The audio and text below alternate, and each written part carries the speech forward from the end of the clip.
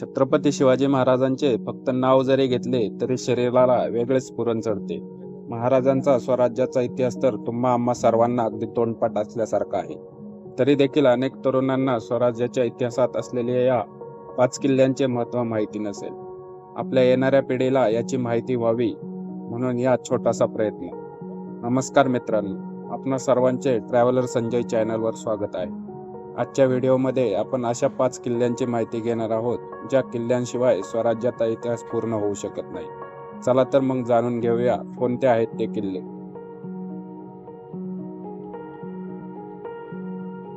स्वराज्य इतिहासात अनन्यसाधारण महत्त्व असणारा पहिला किल्ला म्हणजे किल्ले शिवनेरी अर्थात शिवजन्मभूमी. याच किल्ल्यावर छत्रपती शिवाजी महाराजांचा जन्म झाला. पुणे जिल्ह्यातील जुन्नर तालुक्यात असणारा हा शिवनेरी किल्ला.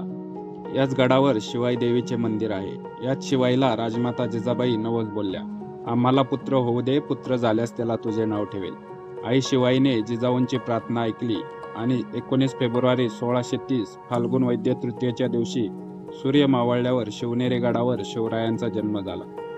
राजमाता जिजाऊंनी बोललेला नवस फेडण्यासाठी याच शिवाई देवीच्या नावावरून महाराजांचे नाव शिवाजी असे ठेवण्यात आले.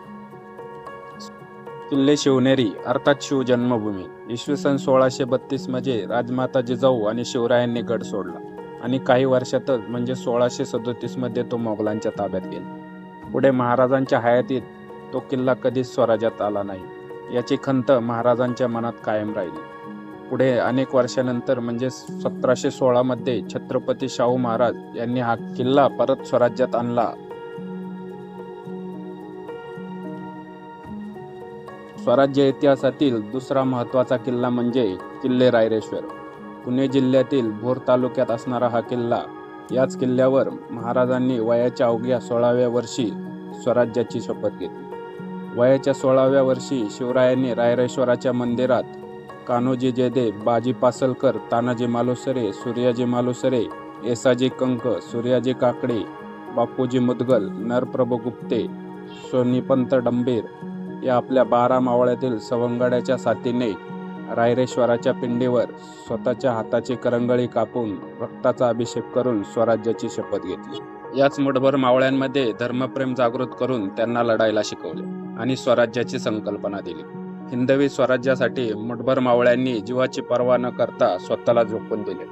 स्वराज्यावर चालून आलेल्या आदिलशाही, निजामशाही अशा 5 शाहींच्या विरोधात लढत एक प्रदेश जिंकले.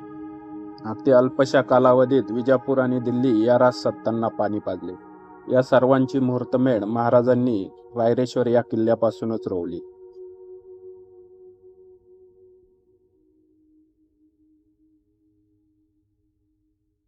स्वराज्य इतिहासातील तिसरा महत्त्वाचा किल्ला म्हणजे किल्ले तोरणा. पुणे जिल्ह्यातला दुर्गड कोटातील अतिदुर्गम व अतिविशाल म्हणून हा गड प्रसिद्ध आहे. पुणे जिल्ह्याच्या वेल्हा तालुक्यातून गेलेल्या सह्याद्रीच्या पर्वतरांगेमध्ये हा किल्ला आहे. छत्रपती शिवाजी महाराजांनी रायरेश्वरावर स्वराज्याची शपथ घेतल्यानंतर इसवी सन 1647 मध्ये सर्वप्रथम घेतलेला हा किल्ला आहे. छत्रपती शिवाजी महाराजांनी हा किल्ला घेऊन स्वराज्याचे तोरण बांधले म्हणून या किल्ल्याचे नाव तोरणा किल्ला असे ठेवण्यात आले.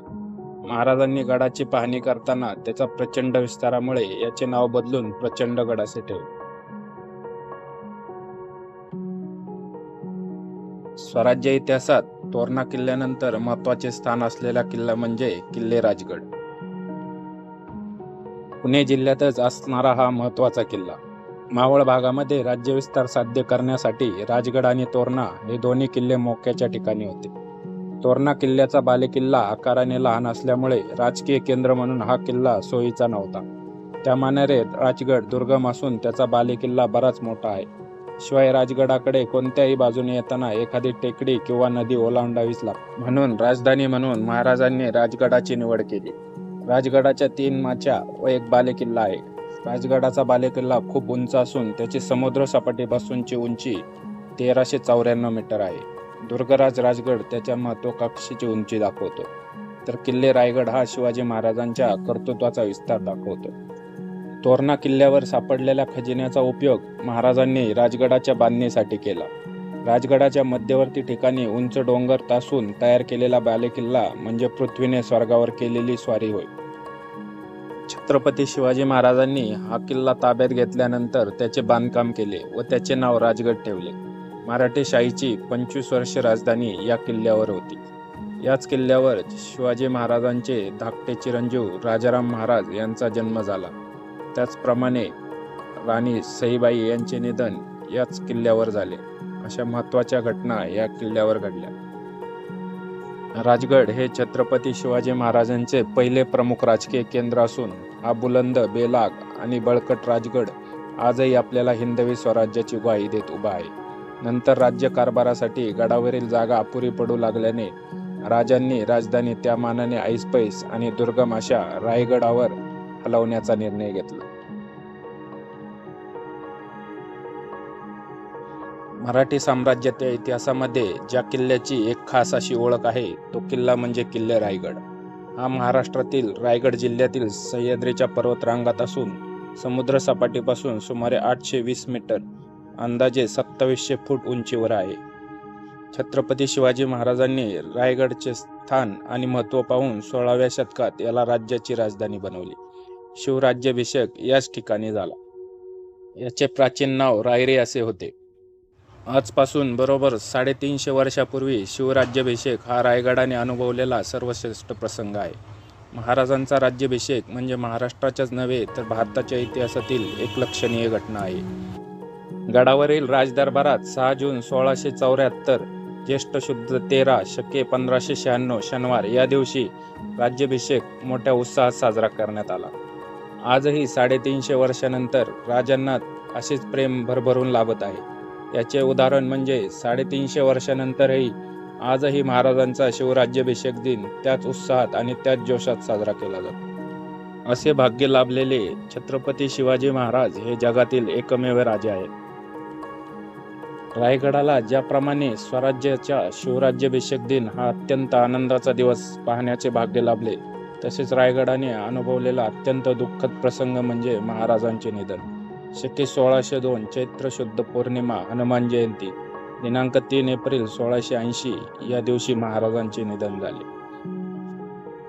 महाराजांच्या निधनानंतर पुढे शके 1602 माघ शुद्ध 7 इसवी सन 1681 16 फेब्रुवारी या दिवशी राजगडावर संभाजी महाराजांचे विधिपूर्वक राज्यारोहण झाले. ते पाहण्याचे भाग्य देखील राजगडास लाभले. तर हे होते स्वराज्य इतिहासात महत्त्वाचे स्थान असणारे 5 किल्ले. या 5 किल्ल्यांशिवाय स्वराज्याचा इतिहास पूर्णच होऊ शकत नाही. माहिती कशी वाटली कॉमेंट बॉक्समध्ये जरूर कळवा आणि चॅनलला लाईक आणि सबस्क्राईब जरूर करा.